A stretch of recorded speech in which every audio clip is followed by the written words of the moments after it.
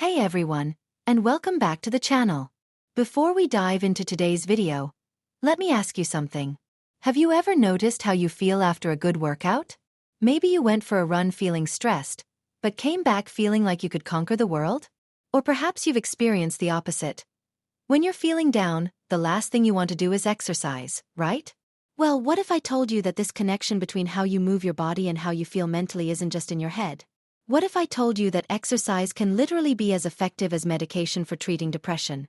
And that just 1 hour of exercise per week, that's less than 10 minutes a day, could prevent 12% of future depression cases? Today we're diving deep into something that could literally change your life: the powerful, scientifically proven connection between mental health and fitness.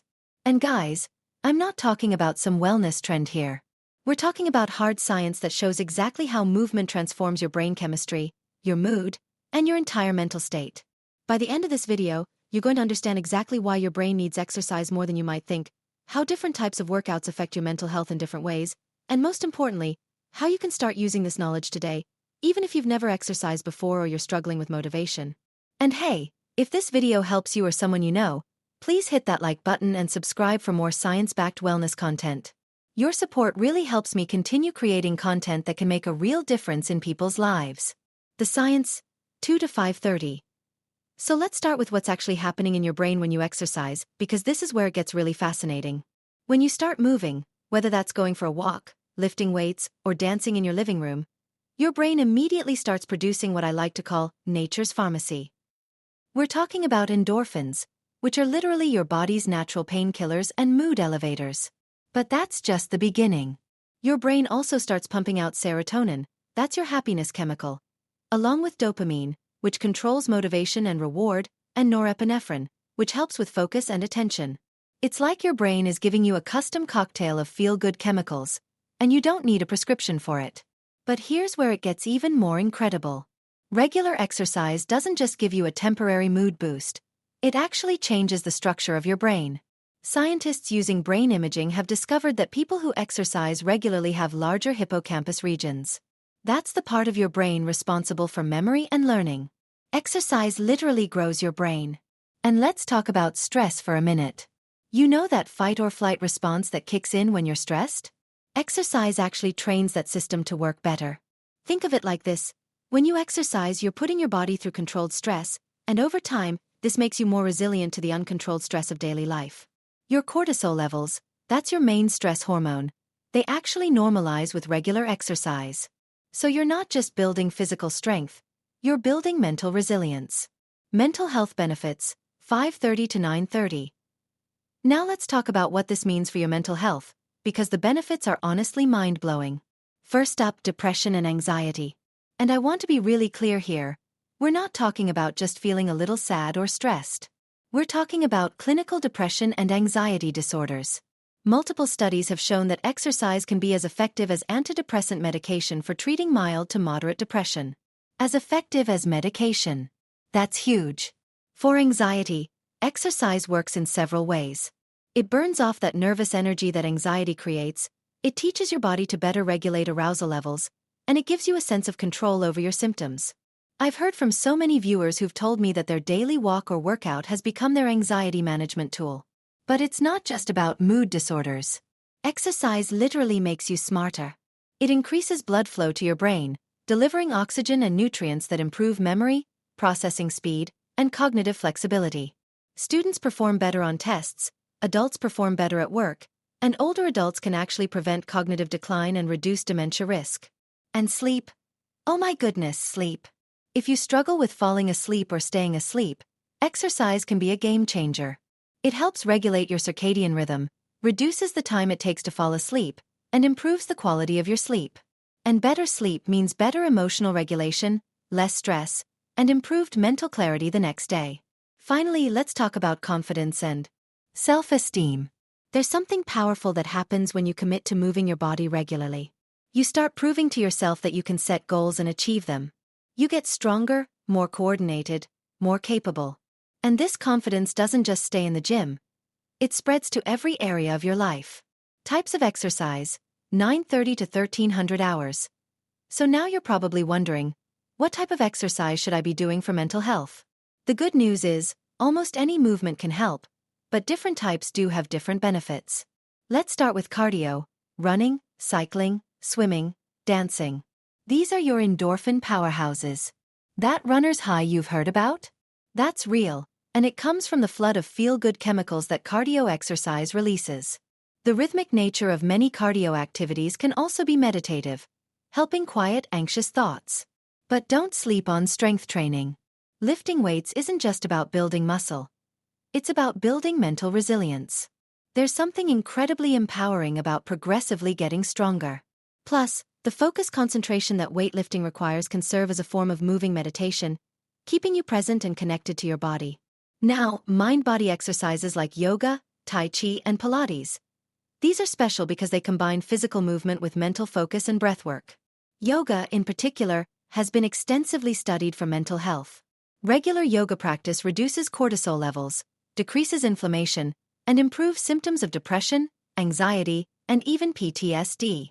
And here's something really cool. Exercising outdoors gives you bonus mental health benefits. Hiking, outdoor cycling, gardening, or even just walking in a park combines the benefits of movement with nature exposure. Studies show that outdoor exercise reduces rumination.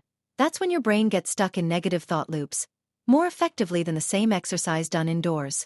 Overcoming barriers, 13 to 16:30. Now, I know what some of you might be thinking. This all sounds great, but I'm dealing with depression and I can barely get out of bed, let alone exercise.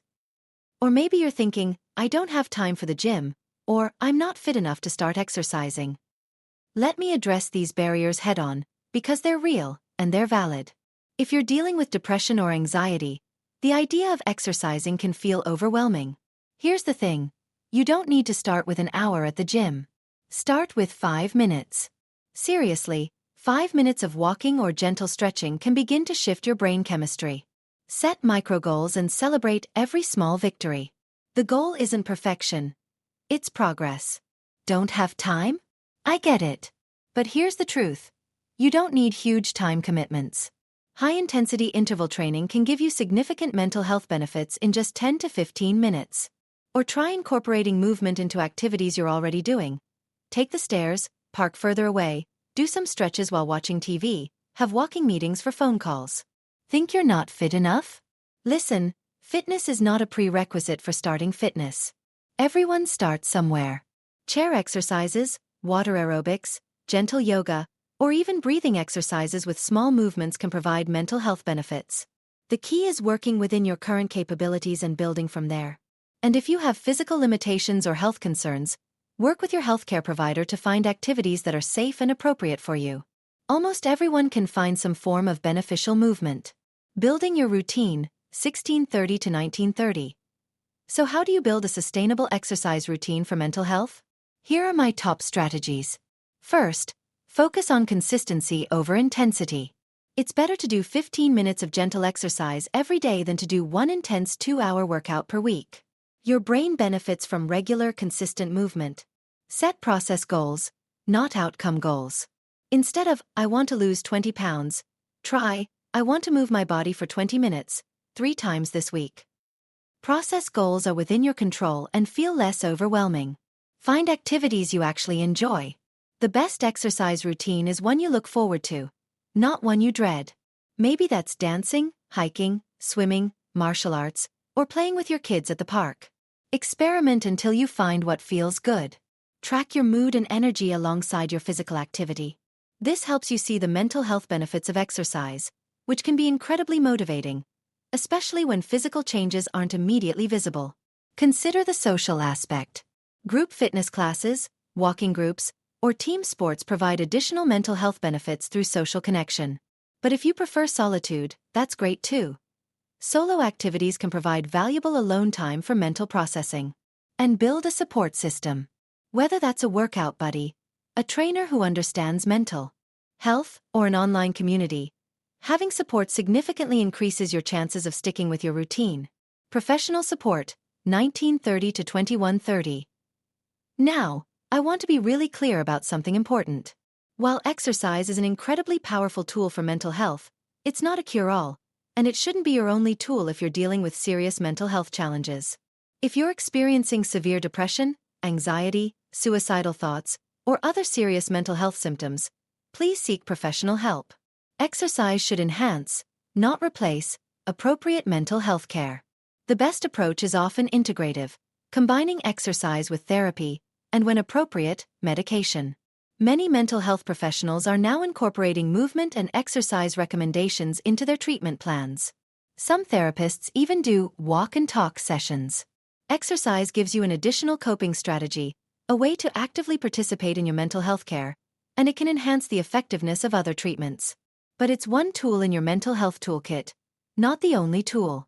If you're not sure where to start with professional support, talk to your primary care doctor, contact your insurance provider for covered mental health services, or look into community mental health resources. Taking care of your mental health is just as important as taking care of your physical health. So let's wrap this up. The connection between mental health and fitness is real, it's powerful, and it's accessible to almost everyone. Through complex biological mechanisms involving neurotransmitters, stress hormones, and actual changes in brain structure, regular physical activity can provide significant relief from depression, anxiety, and other mental health challenges. The beauty of this connection is that it doesn't require expensive equipment, gym memberships, or perfect technique. Whether you're doing structured workouts, recreational activities, or simply increasing your daily movement, you can start improving your mental health today. Remember, small, consistent steps lead to significant improvements. You don't need to be perfect, and you don't need to start with intense workouts. Start where you are with what you have and build from there. Your mental health matters, and you have more power over it than you might think. Movement is medicine for your mind, and that medicine is available to you right now. Call to action.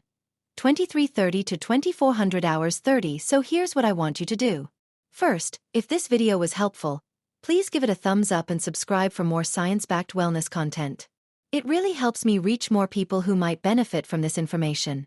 Second, I want to hear from you in the comments. What's your experience with exercise and mental health? What's your biggest barrier to getting started or staying consistent? And what's one small step you're going to take this week to move your body for your mental health? Third, if you want more specific guidance on building an exercise routine for mental health, including beginner-friendly workouts and mood-tracking tools, I've put together a free resource guide. The link is in the description below. And remember, if you're struggling with your mental health, you're not alone, and help is available.